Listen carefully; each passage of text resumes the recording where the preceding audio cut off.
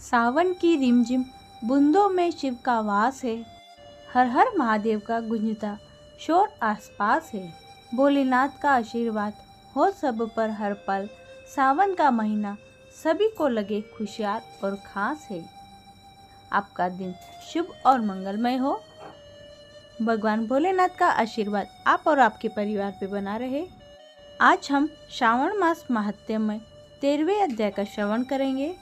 इससे पहले 12वें अध्याय में हमने स्वर्णगौरी व्रत का वर्णन तथा व्रत कथा का वर्णन सुना था। श्रावण मास महात्म्य 13वां अध्याय। दुर्वा गणपति व्रत विधान। सनत कुमार बोले, हे भगवान, किस व्रत के द्वारा अतुलनीय सौभाग्य प्राप्त होता है और मनुष्य पुत्र पौत्र धन ऐश्वर्य तथा सुख प्राप्त करता है।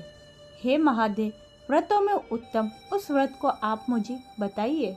ईश्वर बोले, हे सनत कुमार, तीनों लोकों में विख्यात दुर्वा गणपति व्रत है।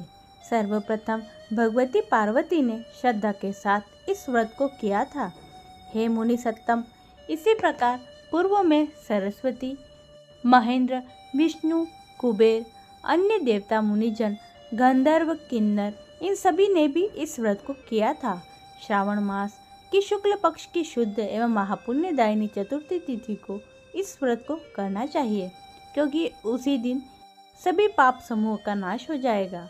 चतुर्थी के दिन स्वर्ण पीठासीन स्थित एक दंत गजानन विघ्नेश की स्वर्णमयी प्रतिमा बनाकर उसके आधार पर स्वर्णमय दुर्वा को व्यवस्थित करने के पश्चात विघ्नेश्वर को रक्त वस्त्र से वेष्टित ताम्रमय पात्र के ऊपर रखकर सर्वतो भद्रमंडल में रक्त पुष्पों से अपामार्ग, शमी, दुर्वा, तुलसी, बिल्वपत्र, इन 5 पत्रों से अन्य उपलब्ध सुगंधी पुष्पों से, सुगंधित द्रव्यों से, फलों से तथा मोदकों से उनकी पूजा करनी चाहिए और इसके बाद उन्हें उपहार अर्पित करना चाहिए।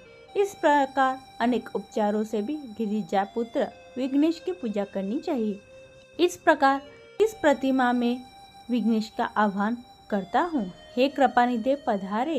इस सुवर्णमय सर्वोत्तम रत्नजटित सिंहासन को मैंने आसन के लिए प्रदान किया है, इसलिए विश्व के सामने इसे स्वीकार करें। हे उमासुत, आपको नमस्कार है। हे विश्वव्यापिन, हे सनातन, मेरे समस्त कष्टों को आप नष्ट कर दे। मैं आपको पाग्य समर्पित करता हूँ। गणेश्वर देव, उमा पुत्र तथा मंगल का विधान करने वाले को यह अर्घ प्रदान करता हूँ। हे भगवान, आप मेरे इस अर्घ को स्वीकार करें। विनायक, शूर तथा वर प्रदान करने वाले को नमस्कार है। नमस्कार है, मैं आपको यह अर्घ समर्पित करता हूँ, इसे ग्रहण करें। मैंने गंगा आदि सभी तीर्थों से प्रार्थना पूर्वक यह जल प्राप्त किया है। हे सूर्यपुंगव, आपके स्नान के लिए मेरे द्वारा प्रदत्त इस जल को स्वीकार कीजिए।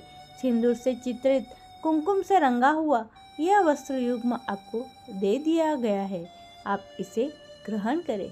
लंबोदर तथा सभी विघ्नों का नाश करने वाले देवता को नमस्कार है।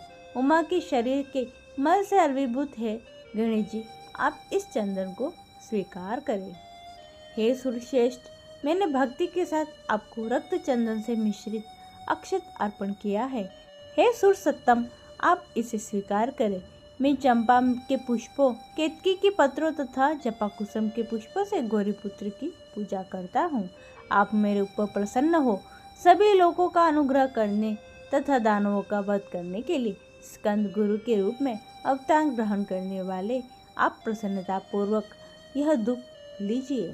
परम ज्योति प्रकाशित करने वाले तथा सभी सिद्धों को देने वाले आप महादेव पुत्र को मैं दीप अर्पण करता हूँ, आपको नमस्कार है। इसके बाद गणानाथ त्वाम, इस मंत्र से मोदक, 4 प्रकार के अन्न, पायस तथा लड्डू आदि का निवेद्य अर्पण करें। मैं आपकी मुख शुद्धि के लिए आदरपूर्वक कपूर, इलायची और नागवल्ली के दल से युक्त तांबुल आपको प्रदान करता हूँ। हिरण्य गर्भ के गर्भ में स्थित अग्नि के सुवर्ण बीज को मैं दक्षिणा रूप में आपको प्रदान करता हूँ, अतः आप मुझे शांति प्रदान कीजिए।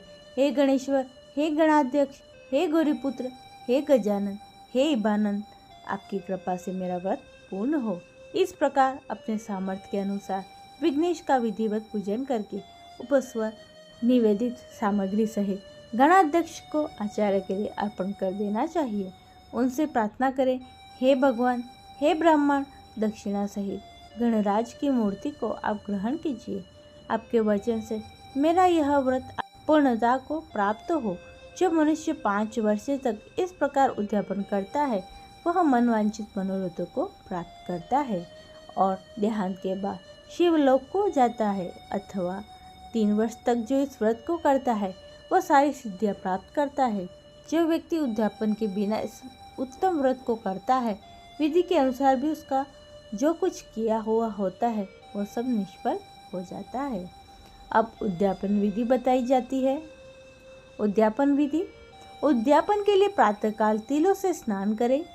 उसके बाद व्यक्ति 1 पल या आधा पल या उससे भी आधे पल की स्वर्ण की गणपति की प्रतिमा बनाकर पंचगव्य से स्नान कराकर भक्ति और श्रद्धा के साथ इन 10 नामों के मंत्रों से दुर्वादलों से सम्यक पूजन करें। हे गणाधीश, हे उमापति, हे अग्निनाशन, हे विनायक, हे ईशपुत्र, हे सर्वसिद्ध प्रदायक, हे एकदंत, हे इभवक्त्र, हे मुषवाहन, आपको नमस्कार है।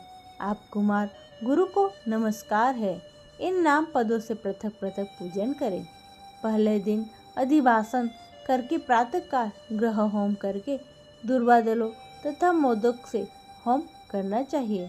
इसके बाद पूर्णाहुति देकर आचार्य आदि का विधिवत पूजन करना चाहिए और गठ तुल्य थनों वाली गाय का दान अपने सामर्थ्यता के अनुसार करना चाहिए।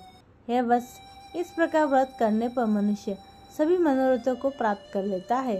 हे सनत कुमार, अपने प्रिय पुत्र गणेश जी के व्रत करने से संतुष्ट होकर मैं इस मनुष्य को पृथ्वी पर सभी सुख प्रदान करके अंत में उसे सद्गति देता हूँ।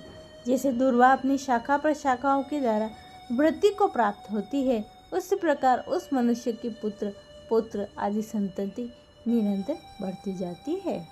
हे सनत कुमार, मैंने दुर्वाण गणपति का यह अत्यंत गोपनीय व्रत कहा है। सुख चाहने वाले को इस सर्वश्रेष्ठ व्रत को अवश्य करना चाहिए।